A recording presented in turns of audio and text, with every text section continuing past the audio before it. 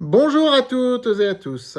En ce 1er avril 2026, les marchés n'ont pas célébré la paix, puisqu'on est très loin de la paix au Moyen-Orient, mais ils ont célébré quelque chose.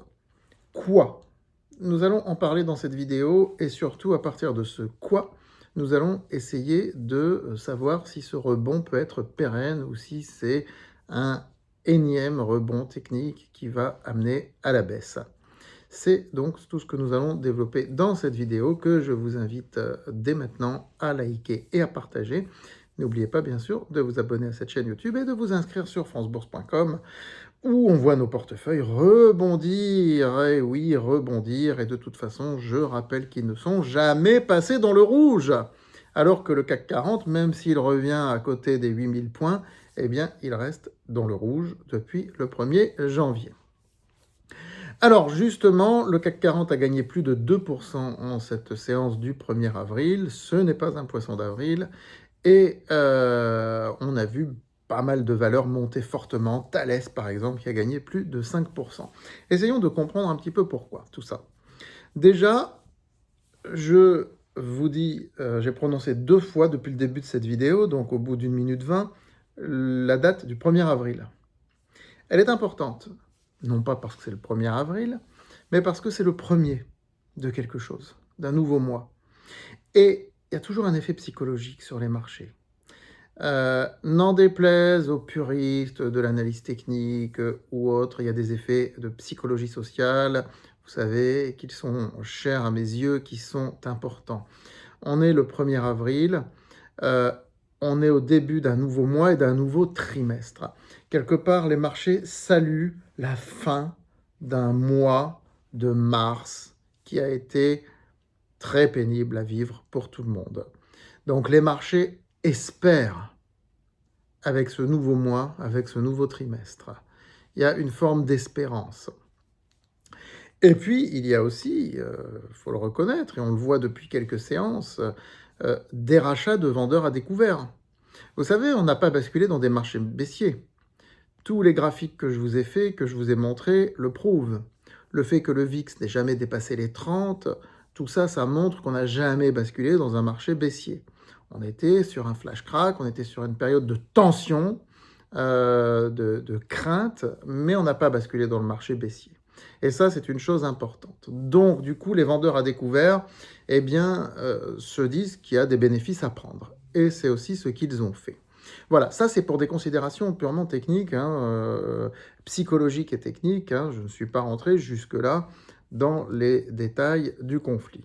Alors, pour ce qui concerne le conflit, encore une fois, on est sur des déclarations de Trump, mais on sait très bien que les déclarations de Trump, elles changent du jour au lendemain.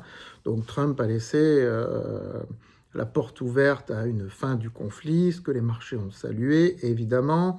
Il y a eu pour la première fois le président de la République islamique d'Iran qui s'est exprimé en disant qu'il était prêt à arrêter le conflit si les États-Unis indemnisaient la guerre, etc. Bon, des choses qui ne sont pas réalisables. Mais en tout cas, de part et d'autre, il y a eu une désescalade dans les paroles, les propos.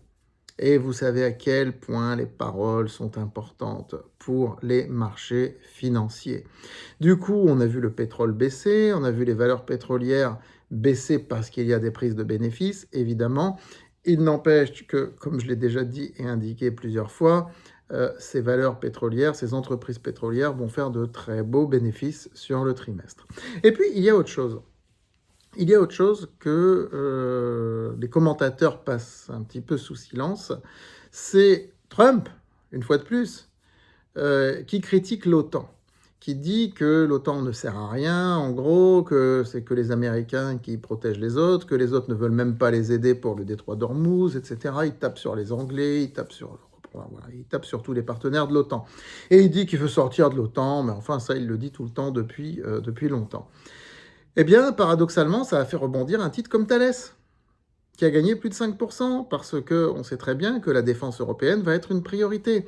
Mais ça, on n'a pas eu besoin finalement des propos de Trump pour le savoir, puisque c'est en gros ce qu'il dit depuis plus d'un an. Et c'est ce qui a entraîné une revalorisation très forte de ces valeurs-là. Et ces valeurs-là comptent dans les indices boursiers européens. Aussi bien dans le CAC 40, il n'y a pas que Thales, hein, il y a aussi Dassault Aviation, enfin il y en a d'autres, qui ne fait pas partie du CAC d'ailleurs, mais qui comptent dans le climat global. Ces valeurs ont été réévaluées. Elles l'avaient déjà été précédemment, mais là, ça a fait un sursaut supplémentaire, on va dire, qui se rajoute à tout ce que nous décrivons depuis tout à l'heure. Voilà un petit peu pour les raisons. Maintenant, à partir de là, quelle va être la suite? Difficile de le dire. Est-ce que c'est un rebond technique ou est-ce que c'est plus? Pour le moment, on ne peut parler que de rebond technique. Ça ne veut pas dire qu'un rebond technique ne se transforme pas en fin du flash crack. Ça peut. Mais il se peut aussi que le rebond technique demeure un simple rebond technique, tout simplement. On l'a déjà vu à plusieurs reprises. Hein. Donc pas d'emballement, pas d'affolement, on ne prend pas de SRD. Et vous voyez une fois de plus pourquoi j'ai refusé jusque-là de protéger le portefeuille par des positions de vente à découvert ou des instruments spéculatifs sur la baisse ou autre. Bah parce qu'il suffit d'une déclaration, mais on le voit depuis le début, pour que ça reparte à la hausse. Et dans l'autre sens, il suffit aussi d'une déclaration pour que ça reparte à la baisse. Et c'est pour cela que je vous dis clairement, pas de SRD, pas de call warrant, pas de ce genre de choses. Hein, on reste cantonné sur de l'investissement. Il y a aussi pas mal de titres qui avaient fortement baissé ces derniers temps, qui ont rebondi. Je pense à des valeurs que j'avais recommandées, valeurs espagnoles en particulier, que j'avais recommandées à plusieurs reprises, positionnées sur des systèmes de défense et tout ça, qui ont rebondi. Et ce qu'on observe aussi, c'est que toutes les valeurs de haute technologie qui sont liées de plus ou moins près à l'intelligence artificielle rebondissent assez fortement.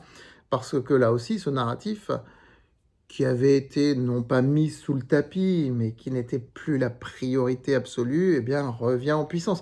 Dès qu'il y a un espoir, de toute façon, ce narratif-là revient en puissance. Donc ce narratif, il compte.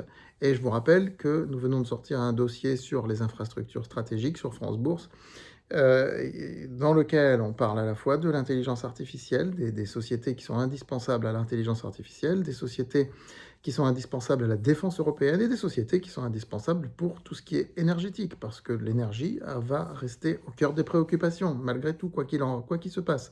Voilà, donc on continue comme nous le faisons. Je ne pense pas que ça va faire comme l'année dernière, après la guerre commerciale, un rebond en ligne droite, de la même manière que ça avait baissé comme ça a rebondi comme ça a fait un V très serré.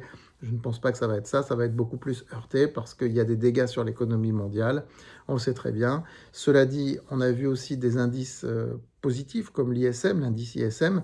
Il y a eu des indices positifs en Europe aussi, sur la macroéconomie, qui montrent que l'économie n'a pas été jusqu'à présent si atteinte que ça. En tout cas, la confiance des investisseurs, la confiance des chefs d'entreprise, la confiance des directeurs d'achat et autres n'a pas été si ébranlée que ça. Et ça, c'est un élément important aussi, qu'il ne faut pas passer sous silence. Et ça, ce seront des indicateurs à suivre sur les mois suivants.